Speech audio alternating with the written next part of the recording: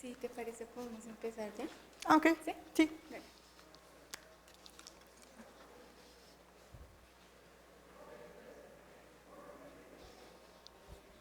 Hola, buenas tardes. Bienvenidos a la última plática del día lunes de la Aquelarre. En esta ocasión nos platicará Anaí Linares. Nos va a hablar sobre estopología es álgebra, estopología algebraica. Adelante. Gracias. Bueno, pues para empezar, muchas gracias a los organizadores del evento. Y este tema me gustaría platicarlo un poco porque usualmente cuando vemos cosas de topología algebraica, pues se nos olvida que existen cosas de topología ahí detrás y se acaban viendo pues más bien cuestiones como de álgebra. Entonces voy a hablar sobre un artículo que escribieron justo un topólogo y un algebrista que, bueno, no se definía como tal, pero que es un buen pretexto como para ver cómo son dos temas que se conjugan. Y la otra cosa que me interesa también mostrar sobre este artículo es que, bueno, mi tesis es sobre la historia del concepto gavilla, y este es como uno de los artículos que llevaron a la construcción del concepto y que refleja muy bien la dualidad que existe entre los conceptos que son locales y los conceptos que son globales, que a fin de cuentas, pues las gavillas pues son eso, una relación entre conceptos locales y globales, y este es como, pues digamos como el abuelito del concepto, y pues por eso escogí este tema. Entonces, primero voy a hablar de Jean Leray, que pues, se conoce como Jean Leray, pero voy a hablar sobre todo de él porque el artículo del que voy a hablar lo escribió Leray junto con Schauder. Schauder no va a pintar mucho en la plática, ya verán por qué, tiene ahí un final muy trágico, entonces pues el que continúa en realidad con el trabajo es él, y pues para eso pues vamos a ver quién era este señor. Este señor es un matemático que estudió en la Escuela Normal Superior, entró en 1926, y en la época en la que entró, pues había como unas condiciones muy especiales en Francia. Los matemáticos franceses acababan de regresar de una guerra mundial y además a finales del siglo XIX hubo también una guerra con los alemanes que perdieron los franceses y que llevó a la comunidad de matemáticos a generar nuevas instituciones como para reactivar la actividad matemática. Y la otra consecuencia que tuvo la Primera Guerra Mundial fue que los matemáticos de esa época relacionan esa época, recuerdan como cuando entraron a la escuela, que había como un vacío. Entonces, historiográficamente se relaciona esa época entre guerras con el vacío. Y se refieren a que existía un vacío generacional, porque los franceses, como con esta idea de democracia, enviaban a todo mundo que pudiera luchar, lo enviaban a la guerra. Eso incluía a los matemáticos se morían, y entonces pues se perdió esa generación. Y esa es como la visión como más simplista de lo que sucedió en esa época. Existen otras teorías que dicen que en realidad ese vacío generacional tiene que ver no solo con la guerra, sino con la forma en la que se contrataban los matemáticos en la época. Entonces, sea como sea, había un vacío generacional, había pocos profesores en la Escuela Normal Superior, y entonces cuando entraban los muchachos a doctorado, tenían mucha libertad para elegir temas y tenían unos maestros, digamos, como específicos. Entonces, a Leray lo que le interesaba era la mecánica de fluidos, y naturalmente tenía que entrar pues con el profesor que daba esa materia, que era Henri Villard, que pues daba mecánica de fluidos, y los dos se llevaban muy bien porque tenían una idea de la matemática como muy similar. Los dos se autodefinían como mecánicos, y en francés la palabra tiene la misma connotación que en español. Los mecánicos son gente que trabaja la mecánica, pero también gente que resuelve problemas. Entonces, extrañamente, lo que le interesaba era esto, la matemática aplicada. Él escribe su tesis En 1933 presenta la tesis que se llama así, Estudio de diversas ecuaciones integrales de problemas lineales y de algunos problemas que plantea la hidrodinámica. Porque lo que le interesaba era saber, bueno, resolver el problema de cuándo se iba a inundar París. En esa época era muy común que el Sena pues, se inundara y entonces pues, hubiera pequeñas inundaciones en París. Y entonces él lo que quería saber era, pues eso, cómo modelar el río de forma de que uno pudiera saber cuándo iba a haber una inundación o qué tan grave iba a ser. Entonces, para eso, él escribe esta tesis en la que analiza las ecuaciones de Navier-Stokes, que precisamente modelan la dinámica de fluidos, y trata solamente un caso, que es cuando las ecuaciones son reales y tienen soluciones reales, y además son elípticas. En esta tesis, además, se puede ver un poco cómo ya relaciona este tema de lo local y lo global. Entonces, él en su misma tesis pone los teoremas de existencia provistos para el método de aproximaciones sucesivas son en general locales. En los casos apropiados se puede, repitiendo la aplicación de este método, acercarnos poco a poco a resultados no locales. Entonces, básicamente lo que hacía era eso, analizar como por cachitos y luego ver si podía encontrar una solución general. En estos trabajos y los trabajos siguientes que hace de su tesis con los mismos temas, encuentra los criterios necesarios para afirmar cuándo las ecuaciones tienen al menos una solución. Y para ello se fija ciertas condiciones, es más o menos a lo que él se dedica, como intentar verificar cuándo van a existir estas soluciones, y otro problema que le interesaba mucho era saber cuál era la relación entre que existiera la solución y que la solución fuera única. Porque los trabajos que había sobre las ecuaciones de Navier-Stokes, que además en esa época estaban como muy de moda, tenían condiciones muy restrictivas. Y entonces él pues estaba como analizando cómo hacerle para encontrar soluciones que pidieran el menor número de condiciones, y para ello estudia los trabajos de un matemático alemán que se apellida Lichtenstein, que trabajaba en Berlín. Entonces, entre 1932 y 1933, Leray gana un apoyo de una cosa que se llama la Case des Sciences, que era algo que después se transformó en la CNRS, que es algo medio similar al CONACYT. Y entonces con ese dinero que le dan, él viaja a Berlín, conoce a Lichtenstein, y Lichtenstein le dicen, pues tú trabajas sobre estos temas, entonces tienes que leer los trabajos de Julius Schauder. Este es Julius Schauder. Él fue un matemático polaco que es topólogo y que estaba muy interesado en trabajar los resultados de Brouwer sobre el punto fijo. De hecho, con sus métodos, él demuestra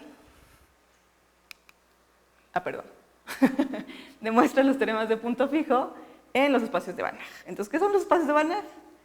Pues ese no se conoce en ese chiste. Es un espacio de Banach.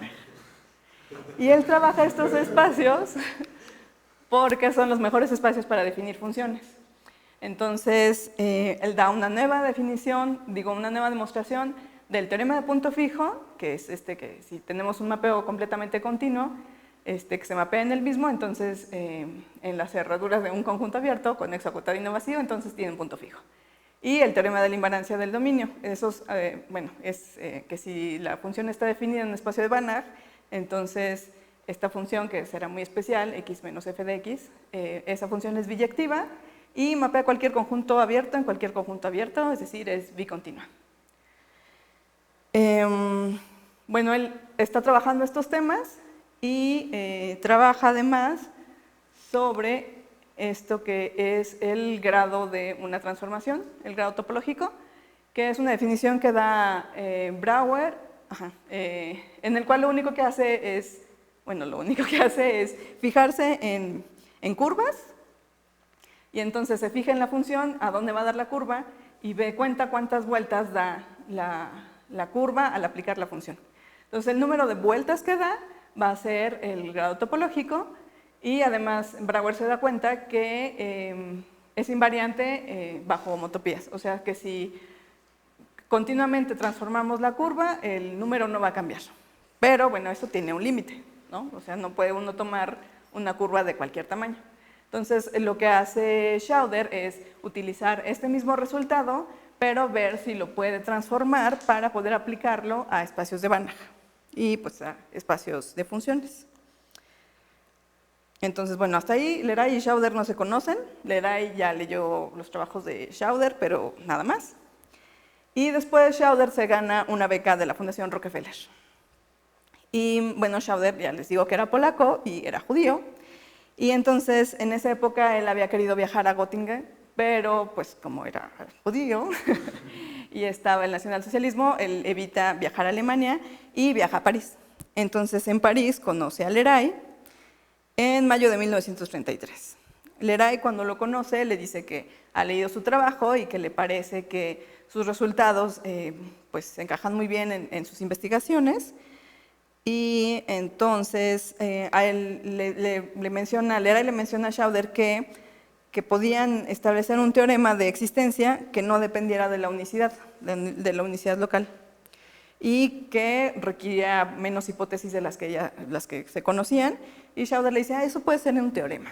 Entonces se ponen a trabajar en eso y según Leray, en 48 horas en el Jardín de Luxemburgo demuestran el resultado y lo publican.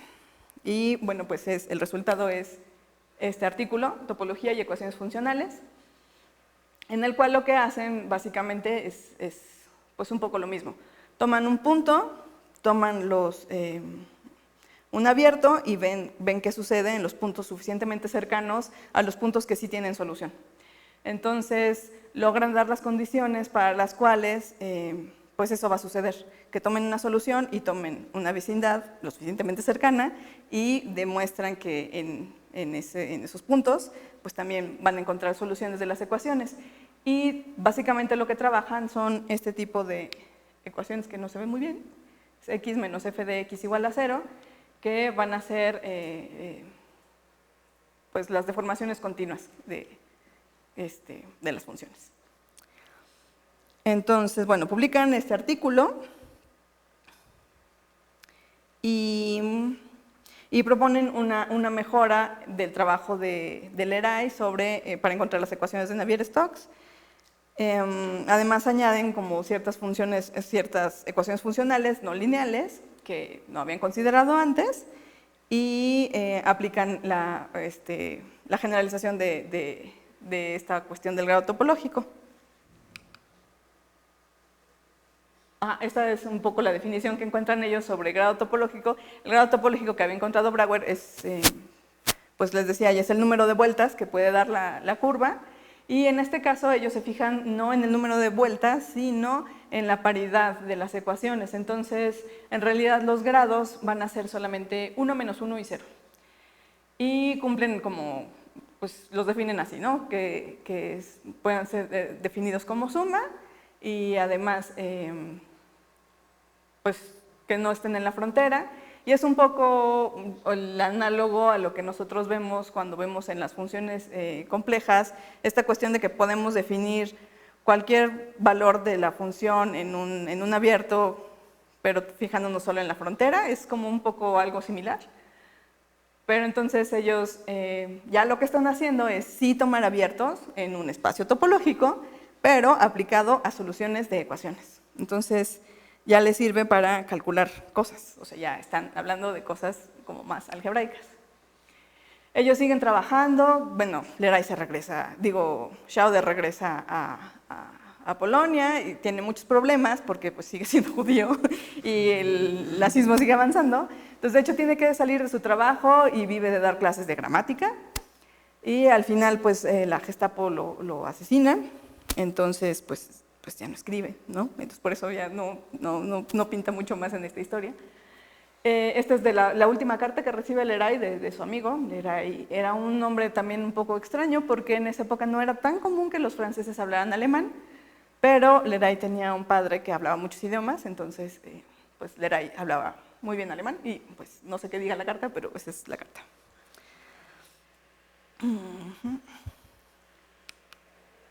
Y después Leray pues también es víctima de la Segunda Guerra Mundial y los alemanes lo apresan y lo llevan a un campo de concentración que se llamaba el Oflag 17A. Era un campo muy extraño, era un campo especial, porque era un campo para oficiales. Entonces, por la Convención de Ginebra, a ellos no los podían como hacer prisioneros, pues no los podían obligar a hacer trabajos forzados y cosas así.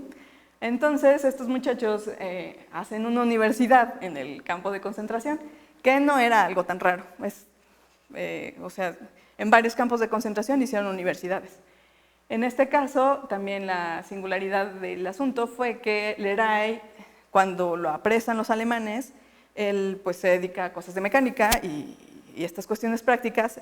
Él teme que los alemanes vayan a tomar su trabajo y lo vayan a obligar a trabajar para ellos. Entonces él dice, no, pues yo trabajo en topología algebraica.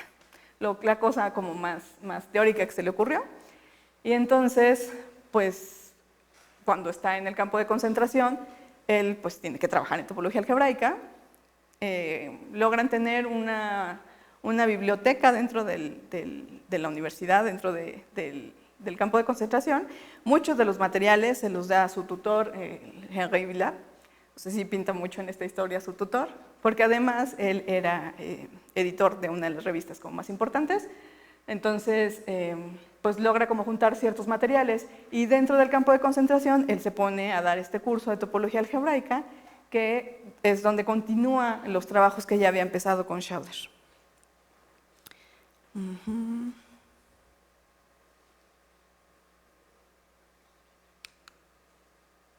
En este curso,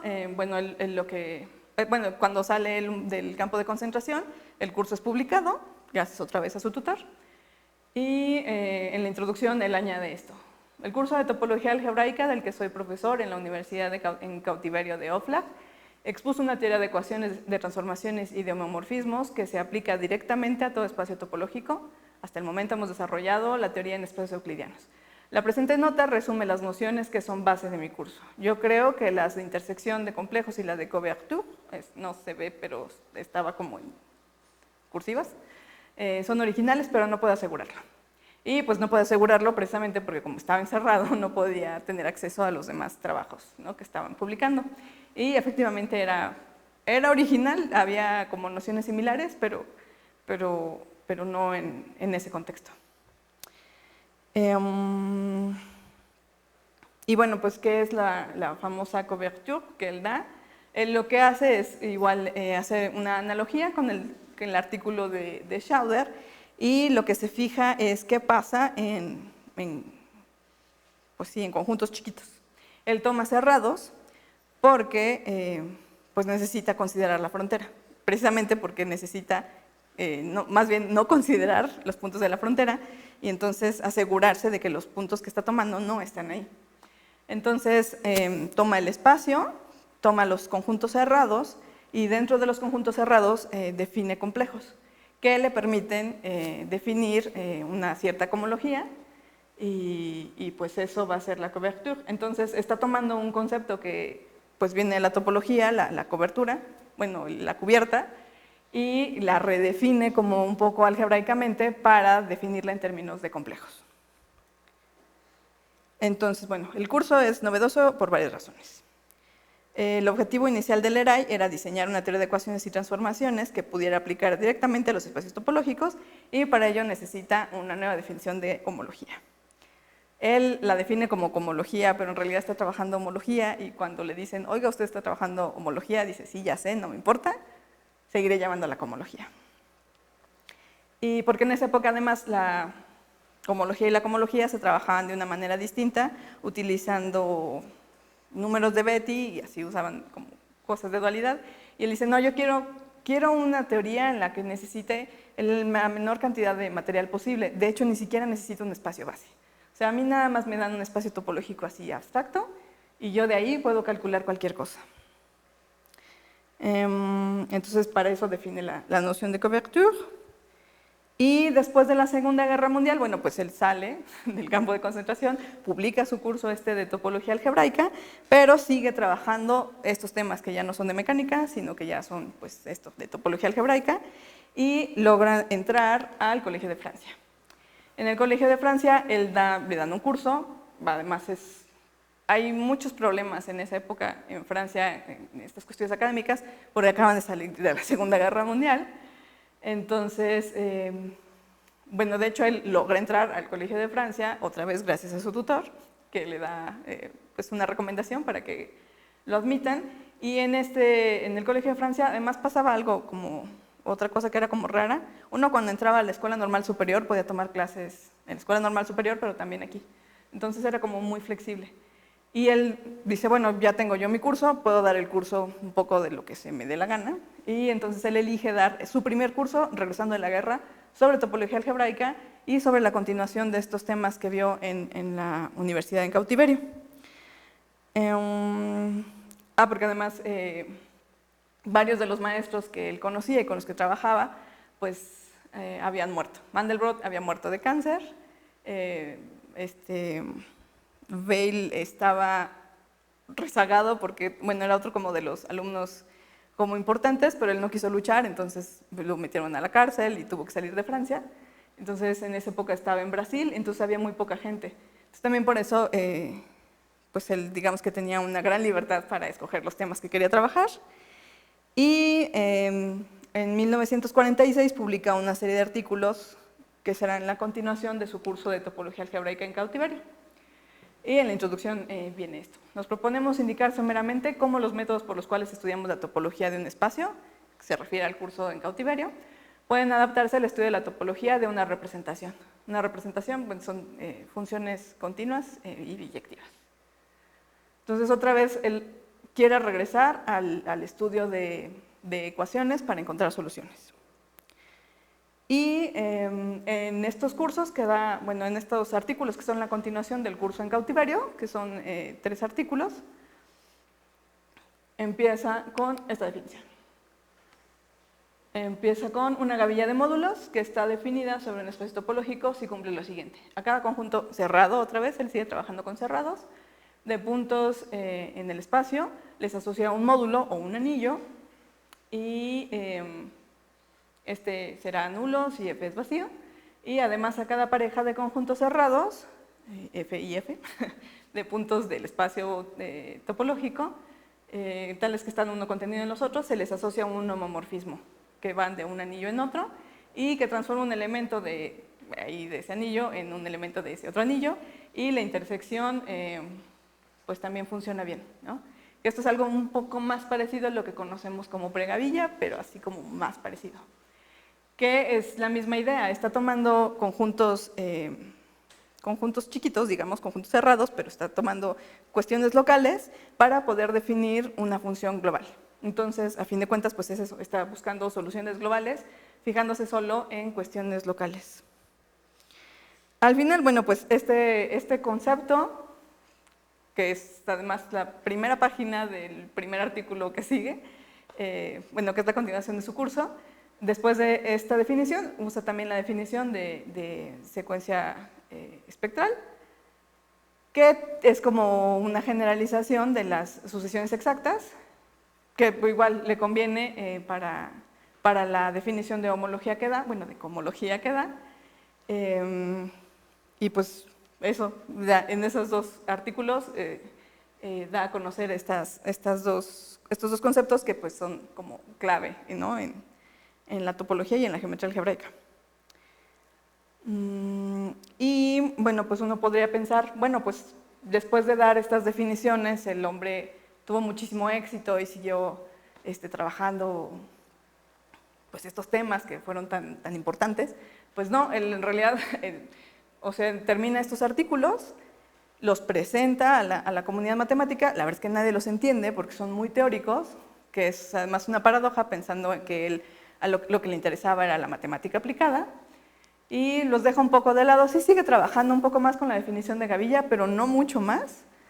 A fin de cuentas, tiene que llegar este hombre que está aquí, no se ve muy bien, pero es Cartan, Henri Cartan, que en 1951 retoma la definición de Leray de Gavilla, la reescribe y la empieza a trabajar en su seminario, y es cuando realmente se nota que la definición de Gavilla tiene un gran potencial y empiezan a generar la teoría. Y pues en eso terminó el artículo de Leray y de Schauder.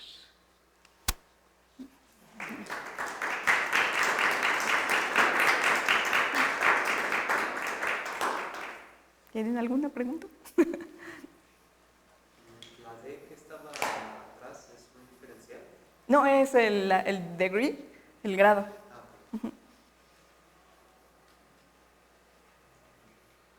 Eso, porque no sé mucho historia, pero ¿quién empieza a meter un poco más en el concepto de esquema? O sea, que agarra Gavilla y dice, Es que en esa época es que además todos como que se traslapan. En realidad Leray y Cartan eran contemporáneos, no tenían la misma edad, pero pues eran contemporáneos, y tenían también la misma edad que ¿cómo se llama? Qué teoría de categorías. Ese. Ehrenberg, sí. Entonces, por ejemplo, Cartan se da cuenta en el seminario, pero además ya es un trabajo conjunto, se dan cuenta que la teoría de categorías les sirve muy bien, bueno, no la teoría de categorías, sino que los tensores les sirven muy bien para empezar a definir pues más la homología de gavillas, y entonces ahí es donde empiezan a trabajar más estos temas en el seminario.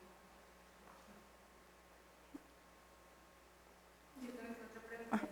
¿En qué momento entró Grothendieck ahí a desarrollar? Porque digamos cuando pienso en cosas de gavillas, como que siempre se me viene a la cabeza Grothendieck. Grothendieck entra, bueno, no me sé qué año pues, pero tiene que ser después del 48 y después del 51. O sea, tiene que ser como entre los 50 y el 60.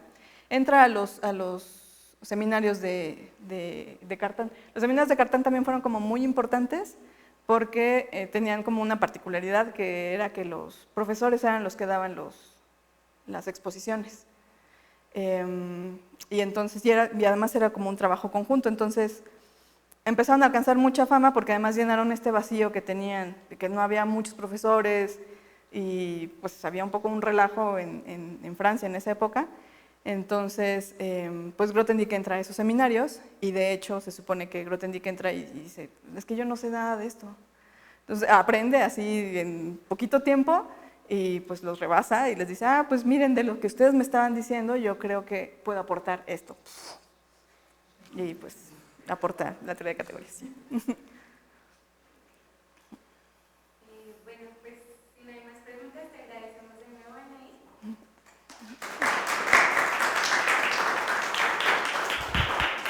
Y pues entonces llegó el momento de hacer una dinámica para que alguien del público se gane un premio. Entonces, no sé si quieres hacer alguna pregunta al público.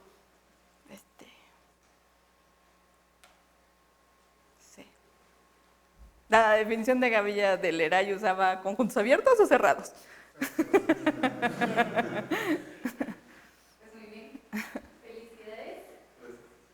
Y de igual manera, pues Anaí como expositora se lleva su completo de libretas, taza, lápiz y separador.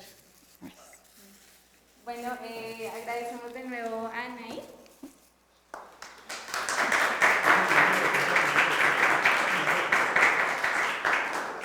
Y también les agradecemos a ustedes por estar asistiendo a las pláticas. Ya con esta finalizamos la sesión del día de hoy y los esperamos pues mañana y toda la semana. Estaremos en la sala Soprieto 1 y la 3.